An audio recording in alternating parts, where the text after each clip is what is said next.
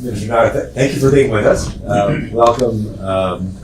We're really happy to partner with previous partners on hosting you here. I'm at the Bay Area Council. We're the regional organization for the business community in the Bay Area, Silicon Valley.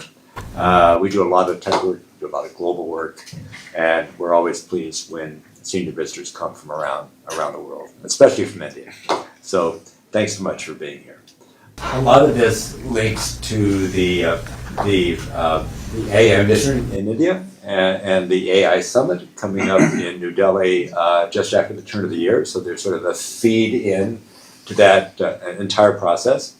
I think Andhra Pradesh is a particularly interesting place for us because I think Google's largest investment, I think in the world, certainly in India, is in the state of Andhra Pradesh, so a big vote of confidence in what's happening in leadership in Andhra Pradesh. So they're very relevant to us here. So we're hoping from this conversation, anybody here will have the opportunity to follow up on anything that we talked about today. I think we're a pretty intimate group. We can maybe just introduce ourselves briefly, and then we'd love to hear from you. Well, I'm Vish Mishra. I've been in Delhi for 48 years, in America for 58 years. So I went to school in BHU, and age 22 graduated, and immediately came to America. So never lived or worked a single day in my life in India, but I always kept in touch with India. So a technology professional turned technology entrepreneur turned technology venture capitalist.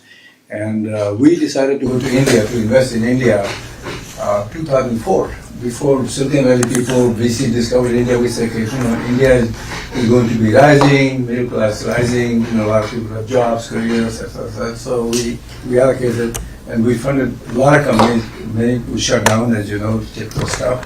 But we have two companies left in the portfolio, huge. One company called Billus. This electronic bill payment company, that's our company, $5 billion valuation for this company. 3 IT guys from Bombay, they were early 30s, okay, we funded them. I got to meet your father, okay, I think I mentioned it last time.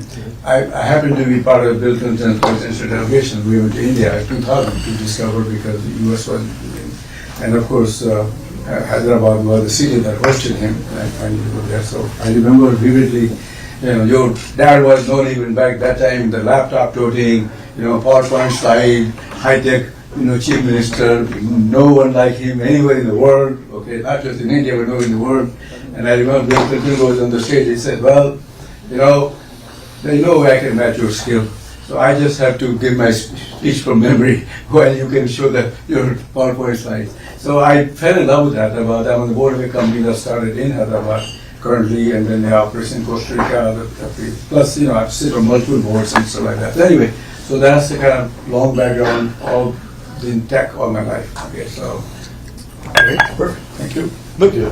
Luke Kowalski, I'm a Senior Vice President at Oracle, and we have a very, very large presence in India, both from a data center employee and innovation ecosystem perspective. So very, very glad to be here and scanning all the impressive statistics on the posters already. So thank you for the visit. My name is Song Yun. I'm a managing partner, Principal Venture Partners. We invest in early stage AI native companies. I'm on the board of HP, Hewlett-Packard, and MIT. HP has a big presence in India, of course, and I've been running a gaming company. India has been a very important market for our gaming industry, so really glad to be here. Thank you. My name is Benjamin Larson. I'm at AI Safety with the World Economic Forum based in San Francisco, leading work on AI safety when it comes to AI agents and also looking at AGI, where we have a Global Future Council that is looking a bit into the future now. But very nice to meet you and looking forward to the conversation. Audrey Duet from the World Economic Forum at the Center for AI Excellence. I am head of AI and data innovation. Working with Ben on the latest advances in AI, but also how to use the technology for benefits on climate as well as security and governance. So we have a lot of work on that, and we work closely with India with the Center for AI Excellence over there. Hi, Abhishek. I work with Government of Andhra Pradesh. I had an agency called Andhra Pradesh Industrial Infrastructure Corporation. We are responsible for creation of all the industrial parks, facilitating. We have a land bank of around 2 lakh acres. So that's what we do. Hi, my name is Nilay Varma. I'm a CEO of a company called Primus Partners, which is India's largest owned Big Four consulting firm. But I've spent about 20 years in Big Four consulting before this. And I think the biggest thing for me in my introduction is I work with the leadership of the government of Andhra Pradesh, which is one of the most progressive.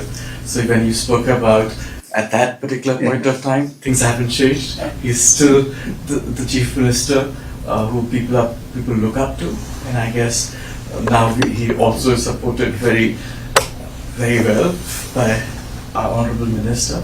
And I think Google's expansion in India was really an example of how the new leadership is driving growth in our state. And we're really looking forward for today's conversation because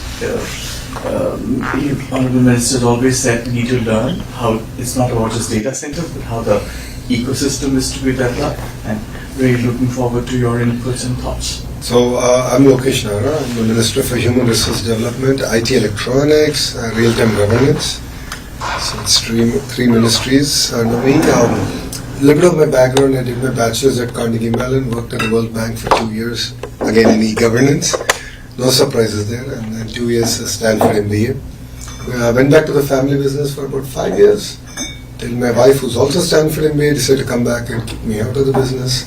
Ended up in politics, so I've been a full-time politician now for almost 13 years. So, Andhra Pradesh, the state that I represent, is one of the youngest states in India. We are about $180 billion economy, aspiring to be a $2.4 trillion economy. That means we need to grow at a CAGR of 15% year on year. And the way we've approached this growth is a clusterization. So we have chosen roughly about 20 subjects or clusters that we believe we should focus on. Automotive, renewable energy, electronics, compressed biogas, ports, aqua, all the way up to, of course, AI, data city, and the whole ecosystem. But what excites me in these clusters is the vertical and horizontal integration. So how do I capture the entire value of the ecosystem? So an example would be is, let's take a mobile phone, right? What are all the components that go into a mobile phone? And now those components is what I call are the verticals, and who are all the guys who make them? How do we put this together? The horizontal is again my education portfolio. Education, skilling, testing, and certification. So this is the approach that we've taken as a state. So to give you a few numbers out, 9% of Kia's global manufacturing comes out of my state. About 50% of India's air conditioning is made in my state. And with the 3 new deals done, we'll be at 70% in about 24 months. Renewable energy, we are among the top 5 in the country. So now we want to be either 1, if not 2, in the sectors that we operate in. So this is in automotive, drones, space. We're doing this in electronics manufacturing. We're doing this in medical devices, pharma, chemical, IT, of course, IT services, the entire data city. So that's been a very regimented approach in the way we believe that clusters have to be built out, and that's what makes, again, Andhra Pradesh very unique. The other thing is 3 clear reasons why Andhra Pradesh is, with all humility, able to do it better than my peers. One is we have a leadership which is proven. Mr. Naidu is a proven track record. This is his 4th term, but backed by a very young team. 50% of our legislatures are first-timers. 17 out of the 25 ministers are first-timers. So I'm a second-time minister, so I'm actually one of the more senior ones in this cabinet. So that gives you an understanding of the passion and energy that we bring to the table. The second reason is speed of doing business. So what other states cannot deliver and what we deliver is speed, and on a consistent basis. So we track each and every MOU that we do. There's a proper rigorous process around it. Abhishek and his colleague Saikan both had that initiative. Everything is tracked, ensure that the ground there, it's a smooth journey together. Investments over a certain number, get a WhatsApp group, and I'm on the group and I follow up on things. So I'm on close to now 30 groups, and we have a mechanism to follow. And there are a lot of Indian business houses which are diversified. They invest across sectors. So actually I have a briefing document which gets updated on a weekly basis that I send to the promoter of those companies saying, here's the update on your projects, including the Tatas, Adanis, Ambanis of the world, right? That's the way we work. So we bring in tremendous amount of professionalism. Just to give you a few numbers, 16 months from the day I had the first Zoom call with Aditya Mittal, we're going to break ground on India's largest steel plant. 16 months. We finished the environmental clearances, the hearings are done, land is being given, R&R is happening. Next month, January, we will break ground. So that's 16 months. The conversation with Google is about 13 months. Vikas and I agreed 12 months, we took a month more. 13 months done, we announced it.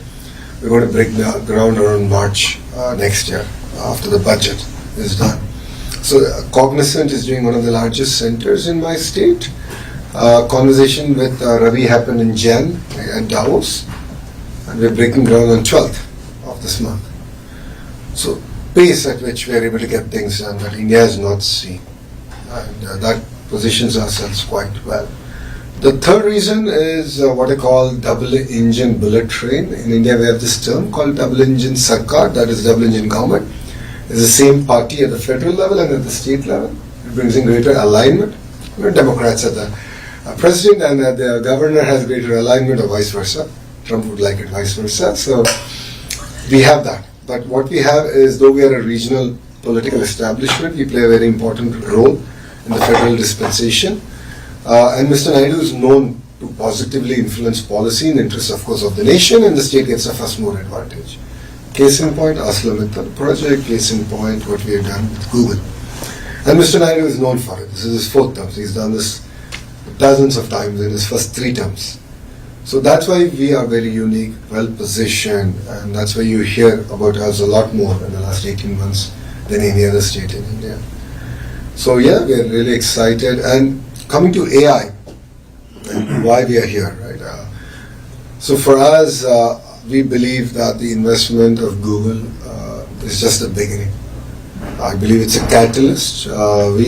Today we spent almost 2 hours with the leadership team of Google to look at how can we now leverage upon it. Of course, I want to create more jobs. How do I look at the manufacturing, the build out? You will have to replace all the servers. There's the end of life. How do you do manufacturing? So all that is my vertical bit. But a horizontal bit is how do I prepare my workforce? So how do I embrace AI? There's no point of resisting it. Change is inevitable. So how do I revamp my curriculum? How do I create cutting edge research happening? This is the kind of approach that we're taking. And my chief minister has this vision of one family, one AI. So can each family member create a use case and how they should use the AI to improve their lives or learn or improve learning outcomes. So think about it from a farmer. Think about it from skill census.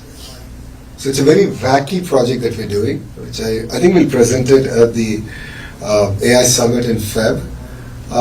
Imagine we'll be able to assess skills across trades using conversational AI.